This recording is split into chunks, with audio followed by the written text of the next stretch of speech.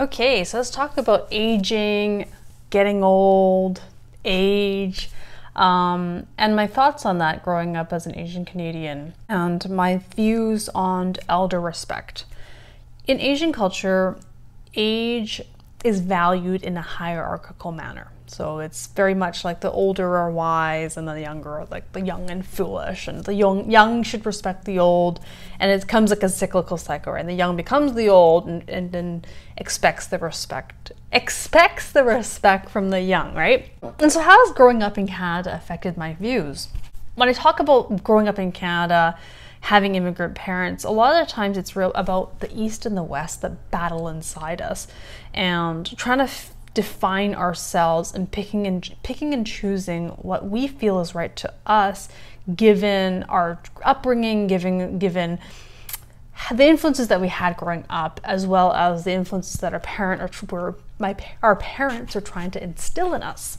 I'll start off with a story. So the other day, I was leaving the grocery store when I saw a white man in his probably late 60s, maybe early 70s, carrying like a bunch of bags, also leaving. And he was also heading towards the exit. So I he was kind of ahead of me, so I kind of run up a little bit. I only had like a small thing with me. So politely asked him, "Sir, would you like some help?" His response was, he sneered. And then he kind of like raised an eyebrow at me, and he's like, "No thanks. I can do just fine. I'm not as old as you think I am." And so then he just kind of walks ahead, and I'm like shocked. Like, so I don't really say anything. I'm kind of just baffled at the moment. He walks on, but I stop to ponder. I'm like, what the fuck just happened? Like, I thought he would have been pleased to have me help him, and that it showed it like a sign of respect, and he would appreciate the gesture. But instead, it seemed like I had offended him, and really just doing the opposite of what I intended. So I kind of like felt really just shocked at myself. And because of that incident, I was starting to think about our views on aging, the elderly, just the word old in general. And kind of did my Google search to research for this video, and that there are a lot of negative and positive associations with the word old. Think of the word old. What comes to mind when you think of the word old? Do you think of feeble, frail, vulnerable, decrepit, senile, elderly, senior, weak, dependent, obsolete? Or do you think revered, wise, respected, insightful, sage, enlightened, legendary, master, Yoda? What do you think? Really, how we interpret our word is largely dependent on our own experiences, our own influences, our personal upbringing, and the experiences that we have that shape our biases, as well as our values and beliefs around the words. Like you're unique just like everyone else. And so it's like, that's why you think of it, like it's so common. That's why it's so common for a bunch of folks to get triggered whenever, some really famous person with like 1 million followers on Twitter decides to tweet 140 characters or 280 characters out, and there's bound to be someone that's going to get offended by the words, despite this person's good intentions, because the way we interpret something is different from me and you, right? The word old, you might think of these like senile, decrepit, and not for me, I think, well, maybe it's age, there's wisdom and all that stuff. So everyone has a way of interpreting what words mean. So if you think about it, someone who grew up in a Western society, so I'll give you kind of like a case little story of a person. Like imagine this while you're listening to me or watching me. Imagine a white male who grows up in a Western society, and this is like, I don't know, the 70s or something, or 60s. And he has a natural talent in sports, and he's like the school's MVP for football, soccer, hockey, basketball, whatever sport you can name. And his physical ability, his strength, his agility, and his endurance is like what makes his self-esteem, because that's who he is. That's how he defines himself. And his parents praise him, supports him, encourages him, And, you know, he takes pride in his talent, his natural talent to be good at sports. And he works hard. It's not just about talent, but he works hard in mastering his athletic abilities. And then as he enters adulthood, he continues to be active, and he works, you know, maybe he works in labor, and he plays sports, working out like a beast on the weekends, you know, and on the evenings and weekends. But then he enters middle age. He starts realizing he's had to slow down a bit, and he's not able to move with as much vigor as he used to in his youth. And, you know, he's getting tired a little bit earlier in the evening. You know, he's feeling absolutely shot after a day of golf. And, you know, he starts to, like in middle age, he starts to fear getting old. And as he enters his late life, his arthritis starts getting, you know, flares up more often. Then the flare-ups seem to get to be more severe. You know, his knees and his back and his hips are all, you know, just like achy and in pain a lot of the time. And, you know, every time he gets up, he's just like, everything's just cracking. And, you know, he's had to slow down because he's afraid he'll lose his balance, that his legs aren't the same as they used to be back in his, you know, his heyday.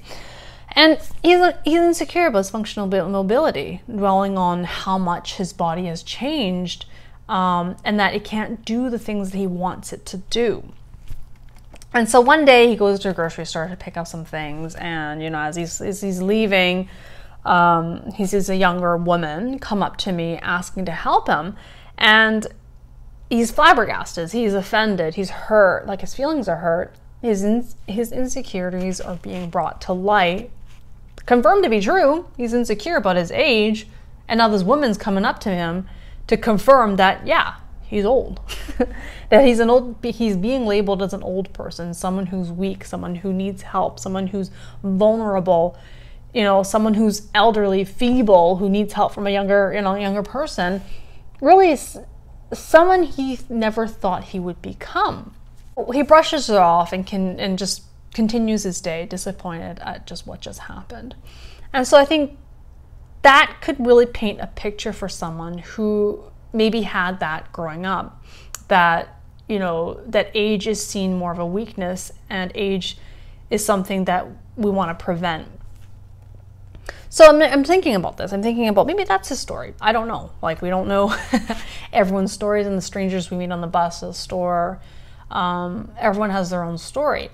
So how would I react if I was him? And I mean, I'm in my mid-30s. I've got a few decades before I can be considered old. But obviously for someone who's like in their teens, they may be like, oh my God, you're so old. But I know that's how I felt when I was in my teenage years. I'd be like, oh my God, you're 34. You're like, that's so old. Anyway, so it's hard to know how I will feel in 30 years' time. But like, this incident made me reflect on my upbringing and my thoughts and feelings and views on aging, age, and respecting the elderly.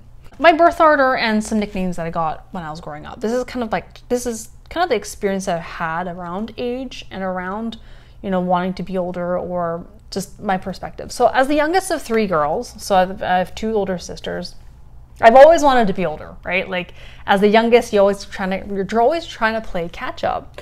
And I always tried to play catch up with my sisters. And it's like a running theme across my childhood. You know, whatever they're doing, I want to do, even if it's like something that is not appropriate for like an 8-year-old. You know, from reading their magazines, like they would be reading like 17 magazine in high school, and I'm like in elementary school. And then when I was in high school, they were reading Cosmo. And then, so it's just kind of like this constant catch up, you know, watching their TV shows, watching Dawson's Creek when I was like, you know, like learning about teenage romances and stuff like that. And I was barely like 12, 11, you know, to listening to their music, to being a fly on the wall when they discussed relationship issues, when they talked about what's going on in their part-time jobs, what they were learning in school, like, you know, what courses they were taking in high school, when I was just like learning how to like draw, or I don't even know, like, what did we learn in elementary school? Like addition and subtraction and fractions and stuff like that. And I was like learning about their troubles in calculus and physics and chemistry and stuff like that. as they were discussing those things, I was also learning about myself and about things that I will be experiencing in the future.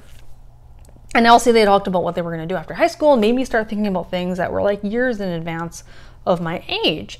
And so I was mature for my age. And in grade school, someone actually gave me the nickname Mature Girl. And I guess it's just the way I acted, that everything wasn't really... I remember there was this boy who sat behind me in grade 6, and he would sometimes spray me with a water, like this thing that he had, I don't know, spray thing. And then I was really annoyed with him. And so I turned around and I just said, "You're so immature. Like, stop spraying me. Just stop it. Stop being so immature." And like now I think of it, like as a 10, 11-year-old who's to turn around, be like super serious with another 10, 11-year-old and say that, like, that's, I think to me, is pretty mature for my age. Like, that, I can't stand this immaturity of you spraying me. It's not funny. Like, just come on, grow the fuck up, right? And to use that word mature anyway. So then obviously over time, that nickname became Old Soul, right? That's a very common way to describe someone who acts or acts a lot older than what their age is. And I mean, I think there's a lot of reasons why I was an old soul. I'm an old soul because of my sisters trying to play catch up. And just growing up, I was in my head a lot. And a lot of times thinking, reflecting. I wrote a lot in my diary about things that, like, I heard, I saw, and really just listening to the people who were older than me and their stories and their life lessons and things that their mistakes. And my dad and my mom, they shared with me all the things that they did in the past that they regret, and taking mental notes in my brain as well as actual physical notes so that I wouldn't make the same ones by the time I reached that point in life.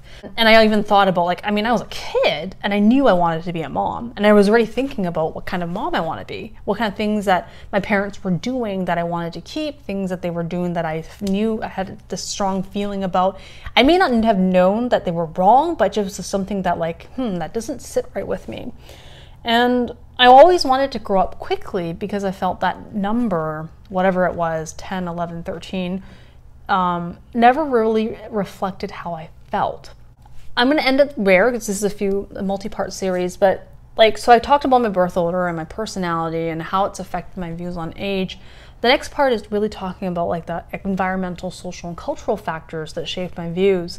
And I'll dive deep into, like, the age hierarchy and that East and the West and my upbringing and how, that respect your elders is ingrained in me, even though I may disagree with it. So let me know your thoughts for now. How do you think about feeling older? If you are someone who's in their, late years, how would you feel if a younger person came up to you and asked to help you carry your groceries? And if you're someone who's younger, like myself, in their 30s or 20s, like, is that something you would do? If you saw someone at a grocery store who was older and elderly, would you go up to them and help them? And how would you respond if they kind of brushed you off? Let me know.